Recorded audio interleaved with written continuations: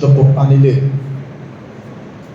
യഹൂദി സമൂഹത്തെ അഭിസംബോധന ചെയ്തുകൊണ്ട് ഖുർആൻ പ്രയോഗിക്കുന്ന കുറേ പ്രയോഗങ്ങളുണ്ട്.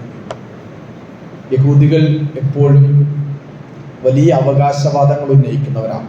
ഞങ്ങൾ വലിയ സമൂഹമാണ്, ഞങ്ങൾ അള്ളാഹുവിന് ഇഷ്ടപ്പെട്ട ഒരു ജനതയാണ്, ഞങ്ങൾ അള്ളാഹുവിൻ്റെ സ്വന്തം മക്കളാണ്, അള്ളാഹുമായിട്ട് വലിയ ബന്ധമാണ് ഞങ്ങളുള്ളത്, ഞങ്ങളിലേക്ക് അള്ളാഹുവിൻ്റെ പ്രവാചകന്മാർ വരും, പ്രവാചകന്മാർ ഞങ്ങളുടേതാണ്, ഞങ്ങളാണ് യഥാർത്ഥ തറവാടികളും ഏറ്റവും വലിയ മനുഷ്യർ, ഇവിടുത്തെ ഏറ്റവും വലിയ മനുഷ്യർ ഞങ്ങളാണ്, വേദഗ്രന്ഥം ഞങ്ങളുടേതാണ്, പ്രവാചകന്മാർ ഞങ്ങളുടേതാണ്.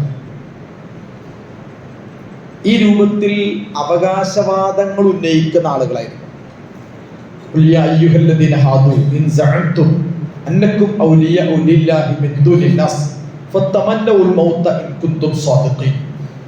യഹൂദികളോട് പറയണം, അവർക്ക് വല്ലാതെ അവകാശവാദങ്ങളുണ്ടല്ലോ, അള്ളാഹുവിന്റെ ഏറ്റവും ഇഷ്ടപ്പെട്ട ജനങ്ങൾ ഞങ്ങളാണ്, മറ്റുള്ളവരൊന്നും അല്ല എന്നവരിങ്ങനെ പറയാറുണ്ടല്ലോ. എങ്കിലൊരു കാര്യം ചെയ്യും, അള്ളാഹുവിനെ കണ്ടുമുട്ടുന്ന മരണത്തെ അവർക്കൊന്ന് ആഗ്രഹിക്കാൻ കഴിയും. വല എത്തമന്നവനഹു അബദം ബിമാ ഖദ്ദമത് ഐദീഹിം. പക്ഷെ അതൊരിക്കലും അവർ ആഗ്രഹിക്കില്ല. കാരണം അവർ ചെയ്തു വെക്കുന്നത്, അവർ ചെയ്തു വെക്കുന്നത് യഥാർത്ഥത്തിൽ ഈ അവകാശവാദങ്ങൾ യോജിക്കുന്നതല്ല. അതുകൊണ്ട് അവരൊരിക്കലും ആഗ്രഹിക്കില്ല. അവർ പറയാറുണ്ട്, ഞങ്ങൾ അള്ളാഹുവിന്റെ ഏറ്റവും ഇഷ്ടപ്പെട്ട ആൾക്കാരാണ്, ഞങ്ങൾക്ക് അള്ളാഹുവോട് ഭയങ്കര ബന്ധം, അള്ളാഹ്ക്ക് ഞങ്ങളെ വലിയ ഇഷ്ടമാണ്, ഞങ്ങൾ അവന്റെ മക്കളല്ലേ, ഞങ്ങൾ അള്ളാന്റെ മക്കളല്ലേ, ഇനി ഞങ്ങൾ മരിച്ചുപോയി നരകത്തിൽ പോയാൽ പോലും കുറച്ചു ദിവസം നരകത്തിൽ കിടക്കും, പിന്നെ ഞങ്ങൾ സ്വർഗത്തിലേക്ക് പോകും. ഞാൻ പറയുന്നത് അള്ളാഹുവിന്റെ ജനതയാണ്, ചൂസൺ പീപ്പിൾ. ഇപ്പോഴും ലോകത്ത് ജൂതന്മാരുടെ, ഇന്നും ഇസ്രായേലികളുടെ ഏറ്റവും വലിയ വംശീയമായ മോഹമാണ് ഈ പറയുന്നത്. ഞാനിതിങ്ങനെ പറയാൻ കാരണം, നമ്മെ സംബന്ധിച്ചിടത്തോളം അവകാശവാദങ്ങൾ ഉന്നയിക്കുകയും ഞങ്ങൾ ബഹുമാനപ്പെട്ടവരും എല്ലാം തികഞ്ഞ നിറഞ്ഞവരാണെന്നും മറ്റുള്ളവർ മോശമാണെന്ന രീതിയിലുള്ള ഈ അവകാശവാദ സംസ്കാരങ്ങൾ അത് യഥാർത്ഥത്തിൽ ആർക്കും ചേർന്നതല്ല. ഇത് റബീഉൽ അവ്വൽ മാസമാണെന്ന്, റബീഉൽ അവ്വൽ 12 നമ്മുടെയൊക്കെ സമൂഹം, മുസ്ലിം സമൂഹത്തെ, പൊതു മുസ്ലിങ്ങൾ നമ്മുടെയൊക്കെ നാട്ടിലുള്ള എല്ലായിടങ്ങളിലും നബിദിനം എന്നർത്ഥം വലിയ ആഘോഷങ്ങൾ നടത്തുകയാണ്. ആ സന്ദർഭങ്ങളിലൊക്കെ നമ്മുടെയൊക്കെ മുസ്ലിം ഈ പൊതുസമൂഹത്തിൻ്റെ ഒരു വാക്കുകളുണ്ട്, പ്രവാചകനോട് വലിയ സ്നേഹമുള്ളവർ നമ്മളാണ്, ഞങ്ങൾക്കേ പ്രവാചകന് സ്നേഹമുള്ളൂ, പിന്നെ അവർക്കൊന്നും സ്നേഹമില്ല, ഇവർക്കും ഇല്ല. ഇങ്ങനെ സ്നേഹത്തിന്റെ പേരിൽ അവകാശവാദങ്ങൾ ഉന്നയിക്കാം. പ്രവാചക സ്നേഹം എന്ന് പറയുന്നത് എല്ലാവർക്കും ഉണ്ട്. അള്ളാഹുവിന്റെ പ്രവാചകൻ എന്ന് പറയുന്നത് നമുക്ക് എല്ലാവർക്കും പ്രിയപ്പെട്ടവരാണ്. അങ്ങനെ പ്രവാചകന് സ്നേഹമില്ലാത്തവർ ശരിക്കും മുസ്ലിം പോലും അല്ല. ഒരു മനുഷ്യൻ മുസ്ലിം ആവണമെങ്കിൽ തന്നെ അവന്റെ ജീവിതത്തിൽ അള്ളാഹുവിന്റെ പ്രവാചകരോടുള്ള അവന്റെ ബന്ധം, അള്ളാഹുവിന്റെ പ്രവാചക സ്നേഹം, ഹുബ്ബുർ റസൂൽ പ്രവാചകരോടുള്ള സ്നേഹം, ഹുബ്ബുൻ നബി നബിയോടുള്ള സ്നേഹം, അതൊരു വിശ്വാസിയുടെ മനസ്സുകളിൽ ഏറ്റവും ശക്തവും തീവ്രമായിട്ടുണ്ടാകണം. എത്രത്തോളം എന്ന് ചോദിച്ചാൽ ഒരുപക്ഷെ ലാ യുഅ്മിനു അഹദുക്കും ഹത്താ അകൂന അഹബ്ബ ഇലൈഹി മിൻ വലദിഹി വവാലിദിഹി വന്നാസി അജ്മഈൻ. ജീവിതത്തിൽ നമുക്ക് നമ്മുടെ മാതാപിതാക്കളെക്കാൾ, നമ്മുടെ മക്കളെക്കാൾ, ജീവിതത്തിൽ എല്ലാത്തിനേക്കാളും നമുക്ക് അള്ളാഹുവും അവന്റെ പ്രവാചകനും നമുക്ക് ഏറ്റവും പ്രിയപ്പെട്ടതായിരിക്കണം. ആ ഹദീസിനൊക്കെ ഒരുപാട് അർത്ഥമുണ്ട്. ഒരു കേവലമായ അവകാശവാദമല്ല, ഇത് കേവല അവകാശവാദത്തിലൂടെ തെളിയിക്കാൻ കഴിയുന്നതല്ല പ്രവാചക സ്നേഹം.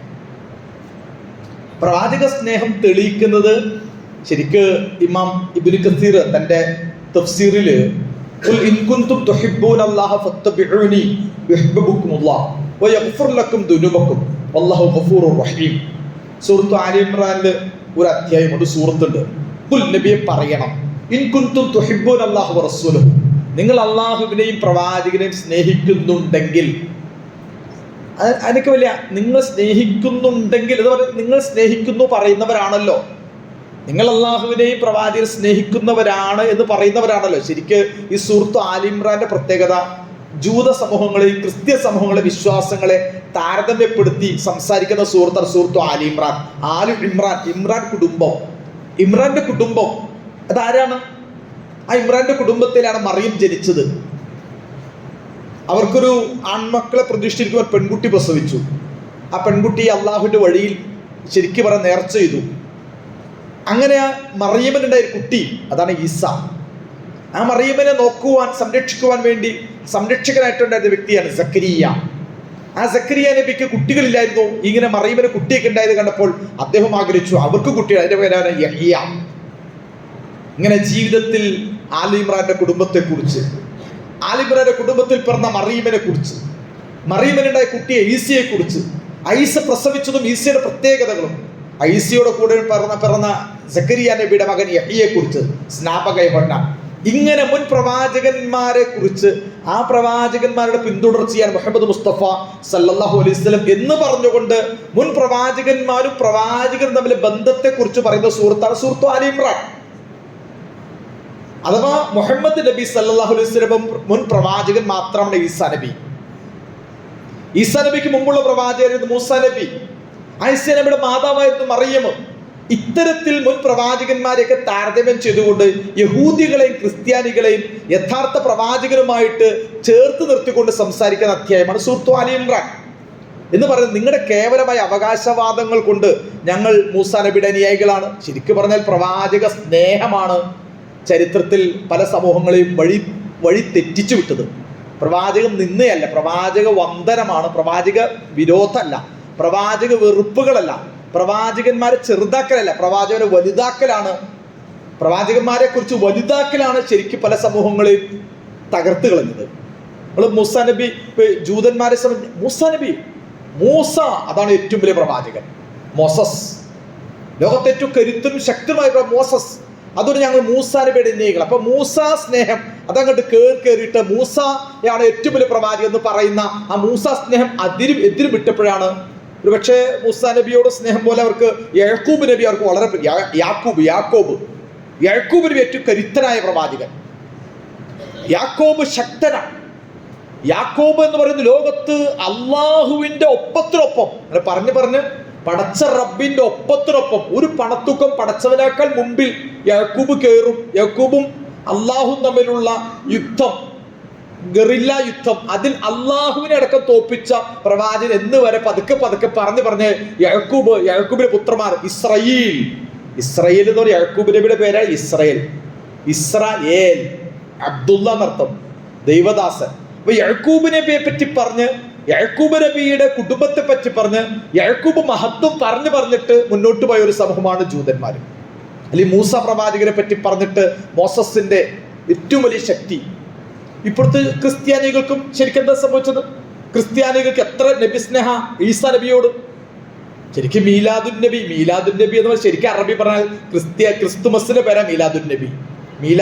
മീലാദ് ഈസയിൽ നിന്നാണ്. ഈസാന്റെ ജന്മദിനം ക്രൈസ്തവരെ ജന്മദിനം കണ്ടിട്ടാണ് ഞാൻ കഴിഞ്ഞ ഖുതുബയിൽ പറഞ്ഞു, ഈജിപ്തിന്റെയും സിറിയയുടെയൊക്കെ പ്രദേശങ്ങളിൽ അന്ന് ക്രൈസ്തവ സഭകൾ അവർ ഈസാ നബിയുടെ ജന്മദിനമൊക്കെ ഇങ്ങനെ മെഴുകുതിരി കത്തിച്ച് റോട്ടിലൂടെ ഇങ്ങനെ കത്തിച്ചു പോകുന്ന ചിത്രം കണ്ട്, കുരിശൊക്കെ കണ്ട്, അതിൽ നിന്നാണ് ശരിക്കും പറഞ്ഞാൽ ആ പ്രദേശത്തെ മുസ്ലിങ്ങൾക്കിടയിൽ പോലും ശരിക്കും നബിദിനം എന്ന ആ സംസ്കാരം പോലും മുളഫുർദിന്റെ കാലഘട്ടത്തിലേക്ക് ഉണ്ടാവും തന്നെ. അഥവാ ഇറാഖിന്റെയും ഈജിപ്തിന്റെയും ലെബനോണിന്റെയും സിറിയയുടെ ഭാഗത്തുള്ള ക്രൈസ്തവ സമൂഹങ്ങൾ ഈസാ നബിയുടെ ജന്മദിനം ആഘോഷിക്കുന്നതും അവർ പുണ്യാളന്മാരുടെ ജന്മദിനമൊക്കെ ആഘോഷിക്കുന്നതും റോട്ടിലൂടെ പെണ്ണുങ്ങളും കുട്ടികളും സ്ത്രീകളൊക്കെ ഈ ക്രിസ്തുമസ് കൊണ്ടു നടക്കുന്നതും ആ ക്രിസ്മസ് രാവുകളിൽ ഒരുക്കുന്ന രംഗാവിഷ്കാരങ്ങളൊക്കെ അത് കണ്ടിട്ടാണ് ശരിക്കും മുസ്ലിം നാടുകളിൽ യഥാർത്ഥത്തിൽ ഈ നബിദിനം തുടങ്ങിയത്.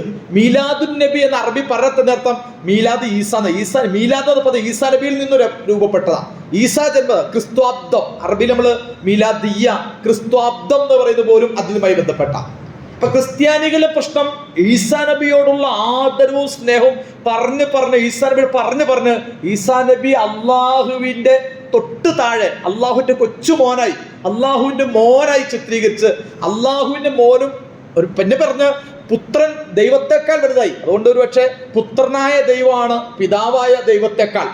ദൈവം ഒരേ സമയത്ത് പുത്രനായ ദൈവമുണ്ട്, പിതാവായ ദൈവമുണ്ട്. പിതാവായ ദൈവത്തെക്കാൾ നല്ലത് ഉണ്ണിയേശു എന്ന് പറയുന്ന കുഞ്ഞു ദൈവം. അത് പുത്രനായ ഉണ്ണിയേശു ആവുന്ന ദൈവം സാക്ഷാൽ ദൈവത്തിന്റെ മേലക്ക് ഈശോ മിശിഹായെ സ്തുതി ചെയ്യിക്കട്ടെ. അൽഹംദുലില്ലാ എന്ന് നമ്മൾ പറയുമ്പോൾ അൽഹംദു യേശു എന്ന് പറയുന്ന ആൾക്കാരാണ്. എന്ന് പറഞ്ഞാല് പുത്രനായ ദൈവം സാക്ഷാൽ പിതാവായ കർത്താവിനേക്കാൾ വലുതാണ് എന്ന് പറഞ്ഞുകൊണ്ട് ഈസാ നബിയുടെ ആ വാഴ്ത്തിയും സ്നേഹിച്ചും പുകഴ്ത്തിയും പറഞ്ഞും പറഞ്ഞ് അങ്ങോട്ട് കയറി. അതുകൊണ്ട് ഏതെങ്കിലും സമൂഹത്തില് പ്രവാചകന്മാരുള്ള സ്നേഹം അതിങ്ങനെ കൂടിയാൽ അതൊക്കെ ഇസ്ലാം തിൽക ഹുദൂദുല്ലാഹ് വമൻ യതഅദ്ദ ഹുദൂദല്ലാഹ്. അല്ലാഹു നൽകിയ വിശ്വാസത്തിനും ആദർശത്തിനൊക്കെ ചില അതിരടയാളങ്ങളുണ്ട്. ഇതാണ് വിശ്വാസം, ഇതാണ് അള്ളാഹു, ഇതാണ് അള്ളാന്റെ മലക്കുകൾ, ഇതാണ് അള്ളാഹുവിന്റെ പ്രവാചകന്മാർ. അവരെ കുറിച്ച് ഇങ്ങനെ വിശ്വസിക്കണം. എങ്ങനെയാണോ പറഞ്ഞത് അങ്ങനെ തന്നെ വിശ്വസിക്കാന്നുള്ളതാണ്. അതിന്റെ മേലോട്ട് ആരും അതിനിപ്പുറത്തേക്കൊന്നും ആരും പോകരുത്. ഞാൻ പറയുന്നത് പ്രവാചക സ്നേഹം എന്ന് പറയുന്നത് പ്രവാചകനെ ലൈസൽ അഹം അൻ തുഹിം വലാകിനൽ അഹം അൻ തുഹം. യഥാർത്ഥത്തിൽ നിങ്ങൾ പ്രവാചകനെ സ്നേഹിക്കുന്നു എന്നതല്ല പ്രശ്നം, പ്രവാചകന് നിങ്ങളോട് സ്നേഹമുണ്ടോ? ആ വാക്കൊന്നും ശ്രദ്ധിക്കണം. ലൈസ അശ്ശഅ്നു അൻ തുഹിബ്ബ വലാകിൻ അശ്ശഅ്നു അൻ തുഹബ്ബ. നിങ്ങൾ പ്രവാചകനെ സ്നേഹിക്കുന്നു, ശരിയാണ്. മുഹമ്മദ് മുസ്തഫ സല്ലല്ലാഹു അലൈഹി വസല്ലം എന്ന് കേൾക്കുമ്പോൾ നമുക്ക് എല്ലാവർക്കും പ്രവാചക സ്നേഹമുണ്ട്. പക്ഷെ പ്രവാചകന് നിങ്ങളോട് സ്നേഹമുണ്ടോ? റബീഉൽ അവ്വൽ 12 തിങ്കളാഴ്ച സുബഹിക്ക് ഞാൻ പള്ളിയിൽ പോയി. പള്ളിയിൽ ചെന്നപ്പോൾ 2 സഫ്, അൽഹംദുലില്ലാഹ് കുറച്ചുകൂടി ആളുകളുണ്ട്, 2 സഫ് ആളുകളുണ്ട്. ഒരു 8 മണി ഇപ്പോൾ മദ്രസയുടെ മുറ്റത്തിൽ 100 കണക്കിന് ആളുകളുണ്ട്. എല്ലാവരും തൊപ്പിക്കിട്ടുണ്ട്, എല്ലാവരും നല്ല പ്രവാചക ജന്മദിനം ആഘോഷിക്കാൻ വേണ്ടി വന്നിട്ടുണ്ട്. കുറച്ചുകൂടി കഴിഞ്ഞപ്പോൾ അന്നദാനത്തിന്റെ സന്ദർഭം ഭക്ഷണ പൊതി വാങ്ങാൻ മഹല്ലിലെ മുഴുവൻ ജനങ്ങളും പങ്കെടുത്തു. ഞാൻ പറയുന്നത് സുബഹി നമസ്കരിക്കുക എന്ന് പറയുന്ന സുബഹി അള്ളാഹുവോടുള്ള സ്നേഹം എന്ന് വേണമെങ്കിൽ പറയാം, അല്ലെങ്കിൽ സുബഹിയോടുള്ള സ്നേഹം, ഹിബ്ബുസ് സ്വലാത്ത്, ഹിബ്ബുല്ലാഹ്, ഹിബ്ബുസ് സുബഹി, സുബഹിയോടുള്ള സ്നേഹം, അള്ളാഹുവിനോടുള്ള സ്നേഹം, നമസ്കാരത്തോടുള്ള സ്നേഹം. അതില്ലാത്ത ഒരാൾക്ക് രാവിലെ 8 മണിക്ക് ഇങ്ങനെ വന്നിട്ട് തൊപ്പിട്ട് അന്നദാനമൊക്കെ വാങ്ങിച്ച് ആ നബിദിന ഘോഷത്തോടെ പോയി സല്ലല്ലാഹു സ്വലാത്തൊക്കെ ചൊല്ലിപ്പോകുന്ന, രാവിലെ 8 മണിക്ക് സുബഹിക്ക് എഴുന്നേൽക്കാത്ത, സുബഹിക്ക് ജമാഅത്തിൽ പങ്കെടുക്കാത്ത, അള്ളാഹുവിനോടുള്ള സ്നേഹമില്ലാത്ത, അള്ളാഹുവിന്റെ നമസ്കാരത്തോട് സ്നേഹമില്ലാത്ത ഒരു പ്രവാചകന് മാത്രം സ്നേഹമുണ്ടല്ലോ. അതുകൊണ്ട് യഥാർത്ഥത്തിൽ കാര്യമില്ല അങ്ങനത്തെ സ്നേഹം. നിങ്ങൾ റസൂല് സ്നേഹം, പക്ഷെ റസൂല് നിങ്ങൾ സ്നേഹിക്കില്ല. റസൂല് നിങ്ങൾ സ്നേഹിക്കണമെങ്കിൽ ഇതൊരു പാക്കേജാ, സമ്പൂർണ്ണ പാക്കേജാ. പ്രവാചക സ്നേഹം എന്ന ഒറ്റ പാക്കേജ് ഇല്ല. പ്രവാചകനോട് സ്നേഹമുണ്ട്, അത് മാത്രമുണ്ട്. ബാക്കി സുബഹി അതൊന്നുമില്ല. നമസ്കാരം, ഹിബ്ബുസ് സ്വലാത്ത്, ഹിബ്ബുസ് സക്കാത്ത്, ഹിബ്ബുസ് സൗമ്, ഹിബ്ബുൽ ഇസ്ലാം, ഹിബ്ബുൽ ഖുർആൻ. അള്ളാഹുവിനോട് സ്നേഹം, അവന്റെ ദീനിനോടുള്ള സ്നേഹം, അവന്റെ പ്രവാചകന്മാരോടുള്ള സ്നേഹം, അവന്റെ ഖുർആനോടുള്ള സ്നേഹം, അവന്റെ ഇസ്ലാമിക ശരീഅത്തിനോടുള്ള സ്നേഹം, അവന്റെ ദീനിനോടുള്ള മൊത്തം സ്നേഹം, ഇതെല്ലാം ഉള്ളതിന്റെ ഭാഗമാണ് ഹിബ്ബുർ റസൂൽ. ആകെ ഒരു ഹിബ്ബുർ റസൂൽ മാത്രം. റബീഉൽ അവ്വൽ, ചില ആളുകൾക്ക് റബീഉൽ അവ്വൽ മാസത്തിൽ ഒരു പ്രവാചക സ്നേഹം, ഇനി അത് കഴിഞ്ഞ റമളാനിൽ ഒരു സ്നേഹം, ഇങ്ങനെ സീസൺ കച്ചവടം എന്ന് പറഞ്ഞ മാതിരി ഏതെങ്കിലും അർത്ഥത്തിൽ റബീഉൽ അവ്വൽ സന്ദർഭത്തിൽ ഒരു പ്രവാചക സ്നേഹം, അല്ലെങ്കിൽ റമളാൻ മാസത്തിൽ പ്രവാചക സ്നേഹം, ഇങ്ങനെ ഏതെങ്കിലും സീസണിൽ അല്ലെങ്കിൽ മൗലൂദുകളുള്ള സ്നേഹം, ഇങ്ങനെയൊന്നും ഇസ്ലാം പഠിപ്പിച്ചിട്ടില്ല.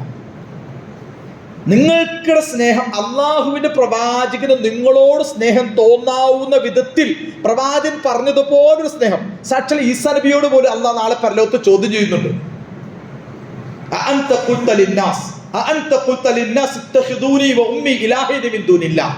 ഈസാ, നീ ജനങ്ങൾ പറഞ്ഞിരുന്നോ നിന്നെയും നിന്റെ ഉമ്മാനെയും യഥാർത്ഥത്തിൽ ആരാധിക്കണമെന്ന്, പ്രാർത്ഥിക്കണമെന്ന്, മെഴുകുതിരി കത്തിച്ച് നിങ്ങളുടെ സ്തൂപങ്ങൾ ഉണ്ടാക്കി, നിങ്ങളുടെ വിഗ്രഹങ്ങൾ ഉണ്ടാക്കി, ഇങ്ങനെ ഈശോ വിശ്വസിക്കട്ടെ, വിശുദ്ധ മറിയം എന്നൊക്കെ പറയും. മേരിയെ, ഏതെങ്കിലും അർത്ഥത്തിൽ മറിയത്തെ, മേരിയെ ആരാധിക്കണം, ഈസാ നബി ആരാധിക്കണം എന്ന് നിങ്ങൾ താങ്കൾ ജനങ്ങളോട് പറഞ്ഞിരുന്നുവോ? ചോദ്യങ്ങൾ കേൾക്ക്. നീ പറഞ്ഞിട്ടുണ്ടോ? ജനങ്ങൾ പറഞ്ഞിട്ടുണ്ടോ? അള്ളാഹുവിനെ കൂടാതെ എന്റെയും എന്റെ ഉമ്മാനെയും ആരാധിക്കണം, അവരോട് പ്രാർത്ഥിക്കണം, അവരുടെ ഏതെങ്കിലും അടുത്ത് ദൈവമായി കണക്കാക്കണം, ദൈവപുത്രനായി കണക്കാക്കണമെന്ന് ഈസാ നീ പറഞ്ഞിട്ടുണ്ടോ? ശരിക്കും ചോദിച്ചേ.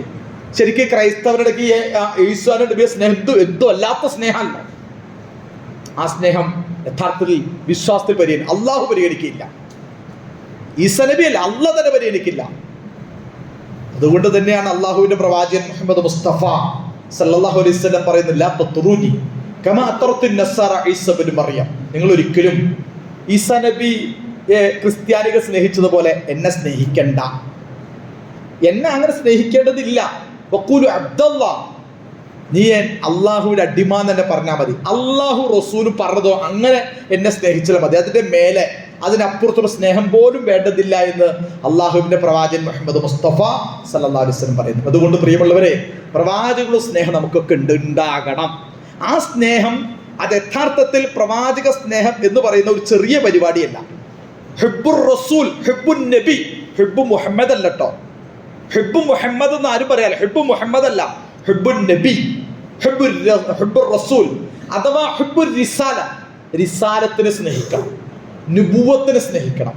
ഞാൻ ഈ പറഞ്ഞതൊക്കെ നിങ്ങൾക്ക് എത്ര മനസ്സിലാവുമെന്ന് എനിക്കറിയില്ല. അള്ളാഹുവിന്റെ പ്രവാചകൻ ലോകത്ത് വന്നത് എന്തിനാ? ആ പ്രവാചകൻ നിർവഹിച്ച ദൗത്യം എന്താ? ആ ദൗത്യത്തെ നിങ്ങൾ ഏറ്റെടുക്കാൻ തയ്യാറുണ്ടോ? ആ ദൗത്യം നിങ്ങളുടെ ജീവിതത്തിൽ നിങ്ങൾ ഉയർത്തിപ്പിടിക്കുന്നു. അള്ളാഹുവിന്റെ പ്രവാചകൻ ഭൂമി ലോകത്ത് വന്നു. ആ പ്രവാചകന്റെ കൂടെ സഹാബത്ത്, ഈ ലോകത്ത് അള്ളാഹുവിന്റെ റസൂൽ ഏറ്റവും സ്നേഹിച്ച വ്യക്തികളുടെ പേരാണ് അസ്ഹാബു റസൂലില്ല.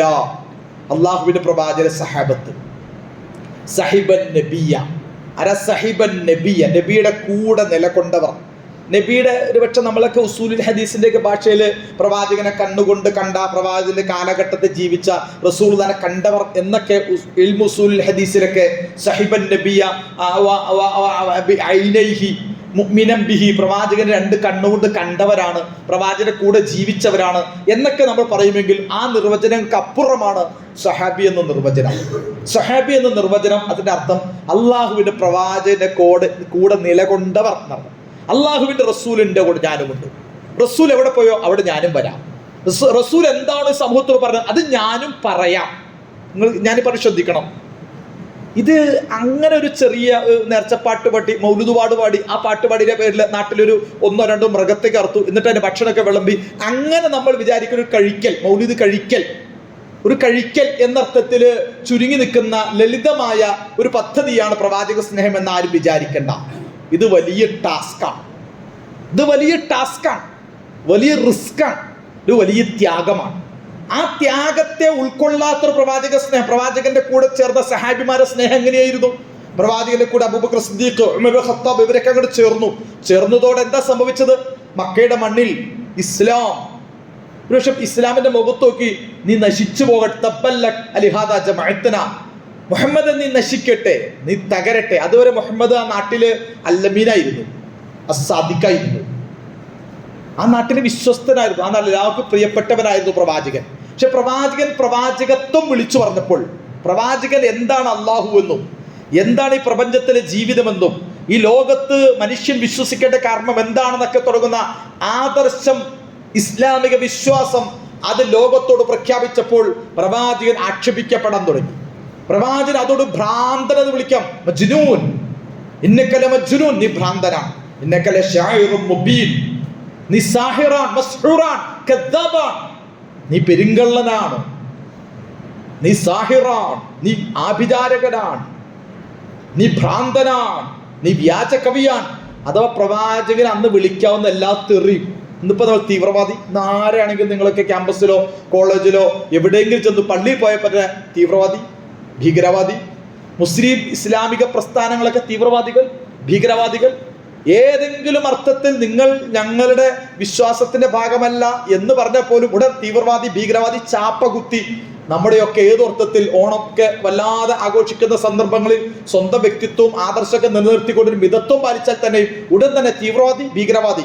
ഇങ്ങനെ തീവ്രവാദി, ഭീകരവാദി, ചാപ്പകളൊക്കെ ഏതൊരുത്തിൽ പതിച്ചു വെച്ചിരിക്കുന്ന ഒരു കാലഘട്ടത്തിൽ നിങ്ങൾ ഇസ്ലാമിനെ പ്രതിനിധീകരിക്കുവാൻ, ഇസ്ലാമിനെ പ്രബോധനം ചെയ്യുവാൻ, ഇസ്ലാമിനെ ഉയർത്തിപ്പിടിക്കുവാൻ അള്ളാഹുവിന്റെ പ്രവാചകന്റെ കൂടെ സഹാബിമാർ അങ്ങോട്ട് ഇറങ്ങിത്തിരിച്ചു.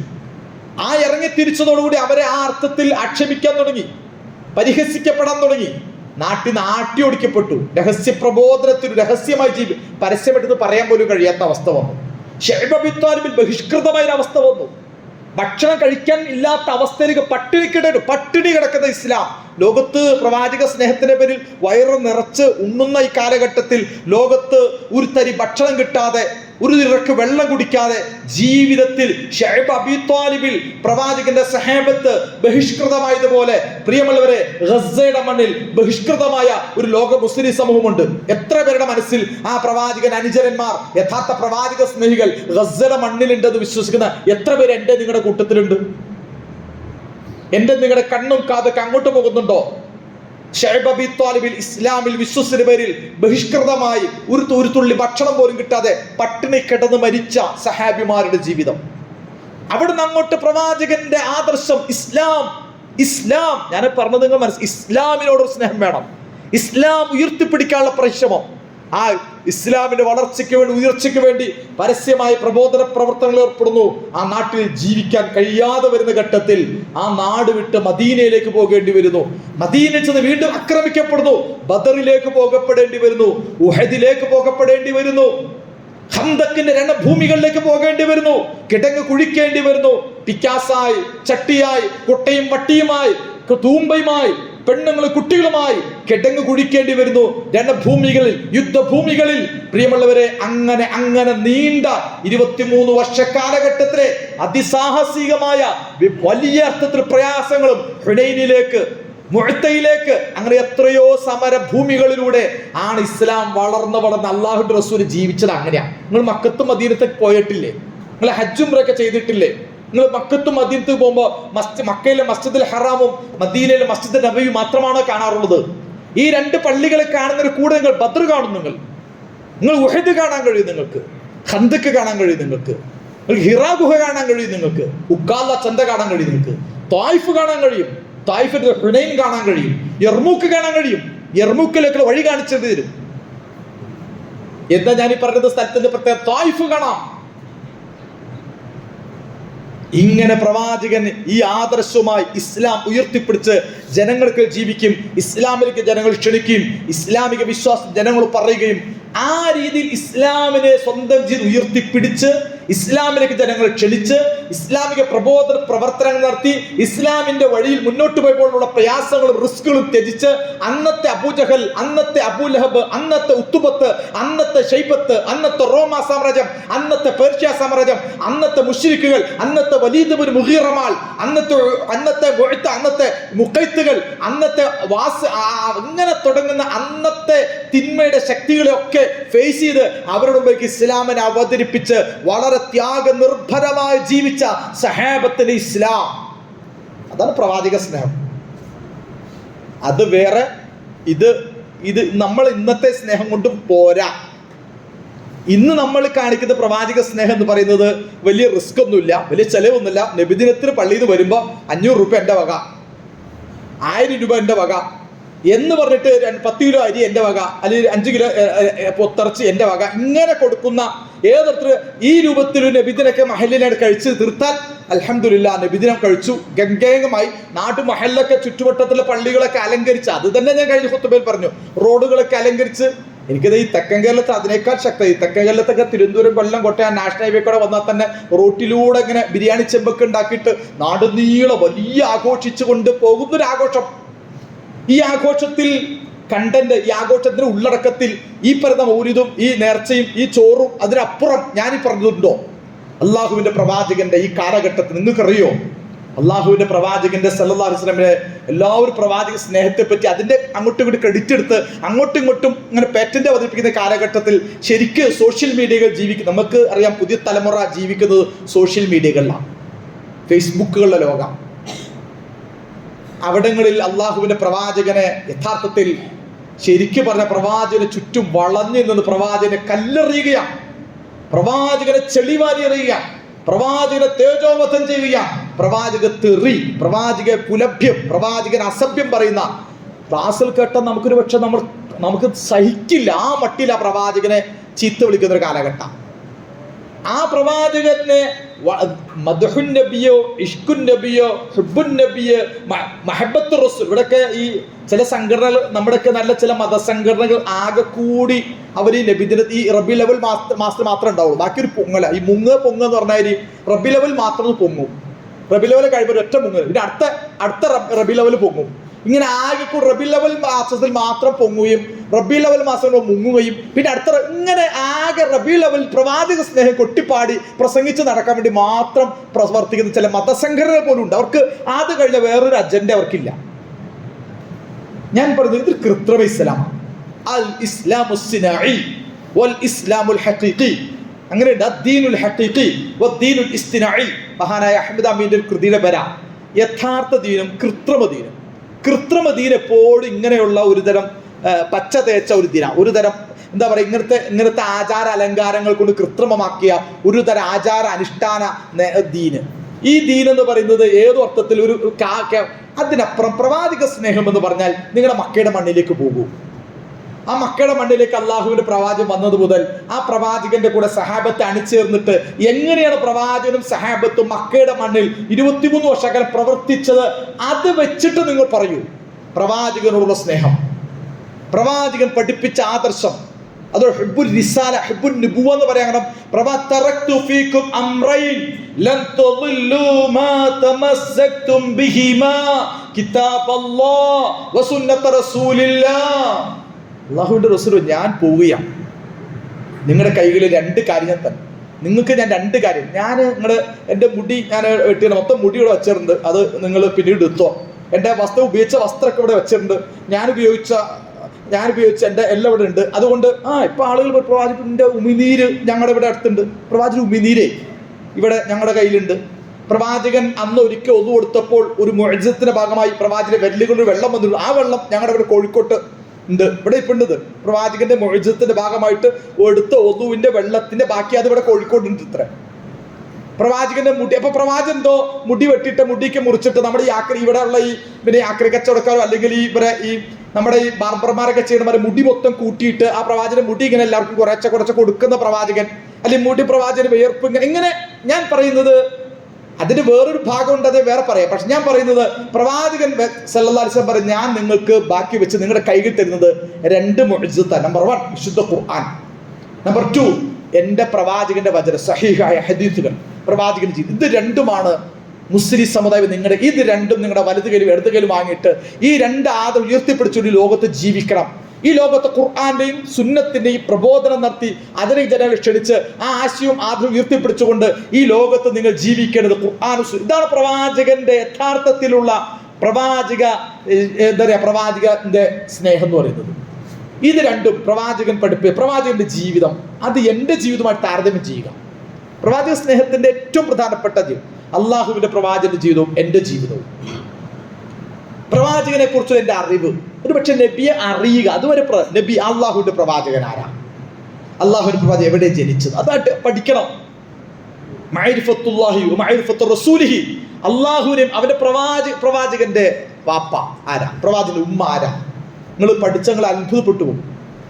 ലോകത്ത് അത്ഭുതപ്പെട്ടു പോകും. പ്രവാചകന്റെ 20 വല്യാപ്പന്മാരെ പഠിക്കാൻ നിങ്ങൾക്ക്. പ്രവാചകന്റെ വാപ്പ അബ്ദുള്ളയുടെ വാപ്പ അബ്ദുൽ മുത്തലിബ് വാപ്പ അബ്ദുൽ മനാഫിന്റെ വാപ്പ ഹിഷാം, കിലാം, ഖുദർ, ലുഅയ്, ഖുസയ്, പറഞ്ഞു 20 വലിയ അദ്നാൻ വരെ 20ഓളം വല്യാപ്പമാരെ പ്രവാചകന്റെ വല്യാപ്പമാർ 20 വല്യാപ്പ വാപ്പ നിങ്ങൾക്ക് കാണാം. നിങ്ങൾക്ക് ഇരിക്കുന്ന എത്ര പേർക്ക് നിങ്ങളുടെ വാപ്പാടെ പേരറിയാം? വല്യാപ്പയുടെ വാപ്പാടെ പേരറിയാൻ എത്ര പേരുണ്ട്? അള്ളാഹുവിന്റെ പ്രവാചകന്റെ ജീവിതം അത് എഴുതിയത്, ആ പ്രവാചകൻ പഠിച്ചത്, അത് നിങ്ങൾ വായിച്ച് പഠിച്ചാൽ തന്നെ നിങ്ങൾ പ്രവാചക വ്യക്തിത്വത്തിന്റെ ഒരു വല്ലാത്ത ലോകം കാണാം. സുന്നത്ത് എന്താണെന്ന് പഠിക്കണം. ഉമ്മ ആമിനയുടെ ഉപ്പ വഹബിന്റെ ഉപ്പ, ഇങ്ങനെ പറഞ്ഞു പോയാൽ നേരത്തെ പറഞ്ഞ കിലാബർ, ഇങ്ങനെ പറഞ്ഞു പോയാൽ 20ഓളം വല്യപ്പ, ഉമ്മ വഴിയുള്ള വാപ്പ പറഞ്ഞ് 20ഓളം വല്യാപ്പമാരുടെ ചരിത്രം കാണാൻ കഴിയും. ജീവിത പ്രവാചകന്റെ മൂത്താപ്പമാര്, പ്രവാചകന്റെ അമ്മായിമാര്, പ്രവാചകന്റെ ഭാര്യമാര്, പ്രവാചകന്റെ മക്കള് ഉൾപ്പെടെ എന്തെല്ലാം നിങ്ങൾക്ക് എല്ലാം ലഭ്യമാണ്. പ്രവാചക വചനങ്ങൾ A to Z എന്ന് പറയും. A to Z പ്രവാചകന്റെ ജീവിതത്തിലെ കൊച്ചു കാര്യങ്ങൾ മുതൽ അവസാനം വരെ എല്ലാ കാര്യം സമാഹരിച്ചിട്ടുണ്ട്. ഇതാണ് ഹദീസ്. നിങ്ങൾക്ക് പ്രിയമുള്ളവരെ പ്രവാചക വചനങ്ങൾ പഠിക്കാൻ, പ്രവാചക ജീവിതം പഠിക്കാൻ തയ്യാറാകണം. ഇതാണ് ഈ റബീഉൽ അവ്വൽ മാസത്തിലൊക്കെ എനിക്ക് നിങ്ങളോടൊക്കെ പറയാനുള്ളത്. അള്ളാഹുവിന്റെ പ്രവാചകന്റെ വ്യക്തിത്വത്തെ, പ്രവാചക ചരിത്രം എല്ലാവരും വായിക്കണം, പ്രത്യേകിച്ച് പുതിയ കാലഘട്ടത്തിൽ. അത് എൻ്റെ ജീവിതത്തിൽ എത്രത്തോളം പ്രവാചകനെ കുറിച്ച് അറിവെനിക്കുണ്ട്, പ്രവാചകൻ എത്ര ബന്ധമുണ്ട്. ഒരു പക്ഷേ ഇന്ന് രാവിലെ എഴുന്നേറ്റവർ, സുബഹി നമസ്കരിച്ചവർ എഴുന്നേൽക്കുമ്പോൾ അൽഹംദുലില്ലാഹില്ലദി അഹ്യാനാ ബഅദമാ അമാത്തനാ വഇലൈഹിൻ നുശൂർ എന്ന് പറഞ്ഞ എത്ര പേരുണ്ട്? ഒരു പ്രവാചകൻ എങ്ങനെ രാവിലെ എഴുന്നേൽക്കണം? അല്ലാഹുവിന്റെ റസൂൽ പറഞ്ഞിട്ടുണ്ട്, എഴുന്നേൽക്കുമ്പോൾ അൽഹംദുലില്ലാഹില്ലദീ അഹ്യാനാ ബഅദമാ മാതനാ വഇലൈഹി നുശൂർ അല്ലാഹുമ്മ ബിക അസ്ബഹ്നാ വബിക അംസൈനാ വബിക നഹ്യാ വബിക നമൂത് വഇലൈഹി നുശൂർ എന്ന് പറഞ്ഞ എത്ര പേരുണ്ട്? പ്രവാചകൻ പറഞ്ഞിട്ടുണ്ട് അങ്ങനെ ചെല്ലണമെന്ന്. സുബഹിക്ക് മുമ്പ് തഹജ്ജുദ് നിസ്കരിച്ച എത്ര പേരുണ്ട്? പ്രവാചകന്റെ സുബഹി തഹജ്ജുദ് നിസ്കരിക്കാൻ സുബഹിക്കുമ്പോൾ സുന്നത്ത് വളരെ പ്രധാനമാണ്. എത്ര പേര് സുബഹിക്കുമ്പോൾ സുന്നത്ത് നിസ്കരിച്ചിട്ടുണ്ട്? ഞാൻ പറഞ്ഞു, പ്രവാചകൻ പറഞ്ഞതുപോലെ, പ്രവാചകൻ ചെയ്തതുപോലെ, പ്രവാചക വചനങ്ങളും ചെയ്തികളും എല്ലാം പരമാവധി ചാണിന് ചാണായി മുഴത്തിന് മുഴമായി പ്രവാചകൻ പറഞ്ഞതുപോലെ ചെയ്തതുപോലുള്ള സുന്നത്തുകൾ ജീവിതത്തിൽ പാലിച്ചും പുലർത്തിയുമുള്ള ജീവിതം. അങ്ങനെ പ്രവാചകന്റെ ജീവിതം എന്റെ ജീവിതം തമ്മിൽ കമ്പയർ ചെയ്യൂ. അള്ളാഹുവിന്റെ പ്രവാചക ജീവിതം ഇവിടെ ഉണ്ട്, ഖുർആനിലെ ഹദീസുമായി നിങ്ങളുടെ ജീവിതം ഇത് തമ്മിൽ താരതമ്യം ചെയ്ത് പ്രവാചക ജീവിതത്തിലേക്ക് പ്രവാചകന്റെ തലമുടി ഈരിയതുപോലെ എന്റെ തലമുടി ഈരാൻ പറ്റുമോ? പ്രവാചകന്റെ മീശ എങ്ങനെ, അതുപോലെ ഞാൻ മീശ വെട്ടും. പ്രവാചകന്റെ താടി എങ്ങനെ, ഞാനും അതുപോലെ താടി വെക്കാൻ ശ്രമിക്കും. പ്രവാചകന്റെ നഖത്തോടുള്ള സമീപനം, പ്രവാചകന്റെ മീശയോടുള്ള സമീപനം, അവിടെ തൊട്ട് അത് പറയാൻ വേണ്ടില്ല. പ്രവാചകന്റെ ശാരീരിക രൂപങ്ങൾ തൊട്ട് പ്രവാചകൻ പുഞ്ചിരിച്ചത് എങ്ങനെ, അങ്ങനത്തോട് പ്രവാചകൻ കണ്ണ് നിറഞ്ഞ പ്രവാചകൻ കരഞ്ഞതെപ്പോൾ, പ്രവാചകൻ കരഞ്ഞതെപ്പോൾ ഹദീസുകളുണ്ട്. പൊട്ടിച്ചിരിച്ച പ്രവാചകൻ. ജീവിതത്തിൽ അള്ളാഹുവിന്റെ പ്രവാചകനെ ഇതുപോലെ പഠിച്ചും പരിശോധിച്ചും നമ്മുടെ ജീവിതത്തിൽ അത് കൊണ്ടുവന്നും അങ്ങനെ എന്റെ വീട് പ്രവാചകൻ പറഞ്ഞതുപോലെ എന്റെ വീടാക്കണം. എന്റെ ശരീരഭാഷ, എന്റെ വസ്ത്രഭാഷ, എന്റെ സംസാര രീതി, എന്റെ നടക്കുന്നത് വരെ എന്റെ എല്ലാം പ്രവാചകൻ പറഞ്ഞതുപോലെ ആക്കാൻ ശ്രമിക്കുന്ന ആ രീതിയിൽ പ്രവാചക ജീവിതത്തെ സ്വന്തം ജീവിതത്തിലേക്ക്, സ്വന്തം കുടുംബത്തിലേക്ക്, സ്വന്തം സ്വഭാവത്തിലേക്ക്, സ്വന്തം ജീവിത സംസ്കാരത്തിലേക്ക് ആവാഹിക്കുന്നതിന്റെ പേരാണ് പ്രവാചക സ്നേഹം. അത് വേണം. അല്ലാഹു സുബ്ഹാനഹു വ തആല ആ അർത്ഥത്തിൽ അല്ലാഹുവിന്റെ പ്രവാചക